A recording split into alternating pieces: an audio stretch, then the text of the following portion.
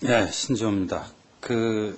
사회적 소수자나 약자의 권리를 많이 챙기셨고, 특히 아까 다문화 네. 여성들 강조하셨잖아요. 후보자님께서는 우리 탈북자 또는 납북자에 대한 관심은 좀 있으세요? 최근 세간의 화제가 되고 있는 통영의 딸에 대해서는 매스컴 보도라든가 이걸 통해서 좀 내용 파악하셨습니까? 제가 다문화 쪽으로는 관심을 가지고 활동을 많이 했습니다만. 네. 아까 오전 질문의 연장선상인데, 이제 대법관이 되시면 네. 본인이 하고 싶은 것만 하는 게 아니라 우리 사회 모든 이슈를 다 다뤄야 되지 않겠습니까? 네. 그러니까 사회적 약자 소수자 중에는 다문화 여성도 있지만 여기 납북자, 탈북자가 있습니다. 그다음에 특히 최근에 이 통영의 딸 오길남 씨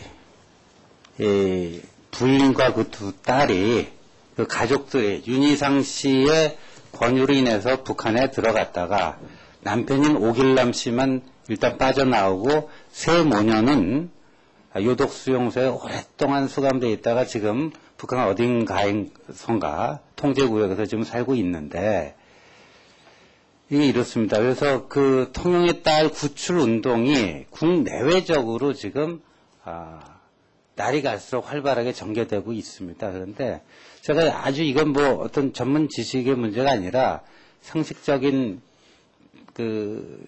질문이 될 것 같아서 하나 이제 여쭙고자 하는데요. 근데 이제 윤희상 씨 유가족이 있습니다. 윤희상 씨가 독일 국적이었고요.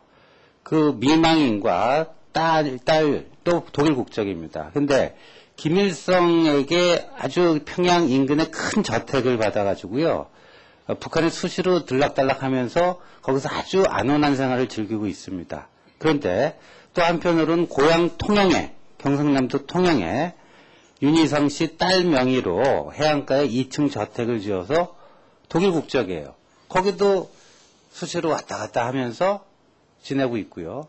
또 통영시는 매년 또 윤희상 추모제를 몇 년 전부터 이렇게 열어주고 있습니다. 그러니까 대한민국 그렇잖아요. 이거 국민의 생명과 재산을 지키는 것이 국가의 첫 번째 임무다라는 것은 다 동의되는 바고요.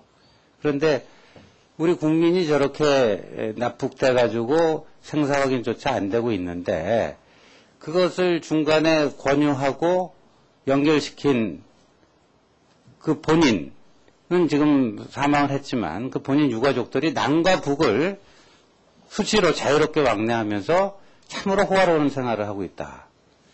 어떻게 생각하세요, 이런 거는? 지금 의원님 말씀하신 그 사안에 대해서 네. 제가 전혀 알지 못하는 바라 섣불리 아니, 우리 후보자께서는 네. 전혀 알지 못한다는 말씀은 제가 좀 충격적인데 네.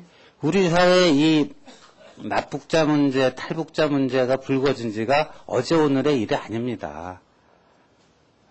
국제사회가 다 관심을 가지고 있는 사안이기도 하고 그래서 이제까지는 모르셨다 할지라도 앞으로 대법관이 되시면 이거 굉장히 중요한 문제예요. 근데 전혀 모르신다라는 얘기가 좀 충격적이에요. 좀 이 부분에 대해서도 잘 좀 스타디를 하셔가지고 나름대로 균형 있는 견해를 좀 정립하셨으면 그렇게 좀 권고를 합니다. 네. 영화 도가니 때문에 우리 사회가 최근에 굉장히 들끓고 시끄러웠습니다. 그런데 이제 제가 여기서 좀 냉정하게 우리 형법의 형량과 관련된 얘기를 좀 하고자 하는데요. 우리 사회가 비판적으로 보는 사람들 표현에 따르면 좀 냄비 근성이 있다 이런 얘기를 하잖아요. 갑자기 핫 이슈가 되면 막 그것 때문에 끌어가지고 있다가 또 시간 좀 지나면 언제 그랬냐는 것처럼 금방 망각해버리고 그러는데 도관이라든가 예를 들어 조두순 사건 잘 아시잖아요. 네. 그런 흉악 범죄가 벌어지면 그 이후에 바로 어떠한 사회적 여론이 비등하냐면은 솜방망이 처벌하면 안 되니까 형량을 대폭 강화하자 이런 여론이 들끓습니다.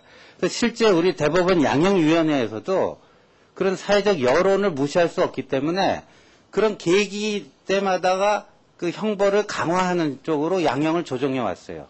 그 점에 대해서는 파악하고 계시죠? 그렇죠? 근데 문제는 뭐냐? 문제는. 그럼 그렇게 그거를 형량을 높였으면은 높인 대로 적용이 돼야 되는데 오히려 그 높여진 형량, 그 법정형과는 무관하게 실제 선고되는 선고 형량은 오히려 더 낮아지고 있다라는 겁니다. 그러니까 제가 통계를 한번 말씀드릴게요. 양형 기준을 더 강화한 이후에 이 감경 비중을 얘기하겠습니다. 감경, 형이 감경된 비중. 강간범의 경우에는 19.8%에서 41.4%로 감경 비중이 늘어났습니다. 강제추행의 경우에는 38.7%에서 56.2%로 늘어났습니다. 그러니까 이게 뭐냐? 형량은 높여놨는데 실제 선고되는 것은 그 역으로 가고 있다는 얘기입니다. 그래서 우리 사회에서 하여간 무슨 뭐 조두순 사건이네 최근에 이건 뭐 이제 실제 사건을 조금 더 과장한 영화였지만 이런 것 때문에 그때마다 막 여론이 비등하면은 형량을 높여놔요. 근데 실제 선고하는 거 보면은 이렇게 감경 비율이 더 높아지고 있습니다. 그렇다면 법정형과 선고형의 간격은 점차 커지고 있는 거고 그렇다면 과연 이렇게 그때의 여론에 따라서 높인 형량이 과연 실효성이 있는가 하는 근본적 의문이 제기가 되지 않겠습니까? 어떻게 생각하시죠? 이렇게 그때 여론에 따라서 그냥 높이고 하는 게 이게 능사라고 생각하십니까? 법정형만 높여놓는 거는 여러 가지 문제가 있다고 생각을 합니다. 그런데 그 위원님 말씀하신 것 중에 이제 그 통계 부분은 제가 잘 모르는 부분이라 아마 확인해 보십시오. 제가 네. 다 확인해서 말씀드리는 거니까요. 저도 약간 충격을 받았습니다만은 제가 그냥 알고 있기로는 그렇게 법정형도 올리면서 실제로 아닙니다. 예, 아닙니다. 다 확인 제가 네. 누차 확인을 했고요. 네, 그러니까 저도 그래서 깜짝 최근에 이제 이런 겁니다. 무슨 흉악 성범죄가 발생할 때마다 이게 점차 높아지니까 성범죄가 이제 사실 살인죄, 살인죄가 거의 뭐 비슷하게 처벌되고 있고, 지금 얼마 전에 대법원에서 이제 이런 여론조사를 실시하겠다고 그런 거 아닙니까? 목숨과 정조 가운데 무엇이 더 중요하다고 생각하십니까? 대법원에서 이런 이제 대국민 여론조사를 하겠다고 하는데, 물론 이제 성범죄 아주 나쁜 반인간적인 범죄죠. 그러나 금방 끝내요. 상식적 판단으로는 목숨을 살인을 한 거 하고는 또 암만 흉악범죄지만 사람 목숨을 죽인 것은 아니기 때문에 그런데 우리 사회가 이제 이 대법원에서 이런 걸 스스로 물을 정도가 돼버린 거예요. 그러니까 이제까지 양형 기준을 정해오고 운영해 온 것에 몇 가지 문제점이 있다는 것을 스스로 드러내는 거 아니냐 이렇게 판단할 수 있는데 그 성범죄 중에는 실제로 살인보다 더한 정신적 살인이라고 할 수 있는 그렇게 죄질이 나쁜 것도 있고 아주 그냥 이렇게 만진 정도, 뭐 이렇게 어깨를 만진 정도, 그 정도로 아주 죄질이 나쁘지 않은 건 아니지만 좀 약한 것도 있고 워낙 범주가 크기 때문에 일률적으로 정할 수는 없겠지만 아까 말씀하신 것처럼 그렇게 죄질이 나쁜 거라면 그게 당연히 법정형뿐 아니라 선고형을 정함에 있어서도 또 상향이 되어야 되지 않을까 그렇게 계속 생각해 왔습니다. 예, 수고하셨습니다. 다음은 이춘석 의원님 질의해 주시죠.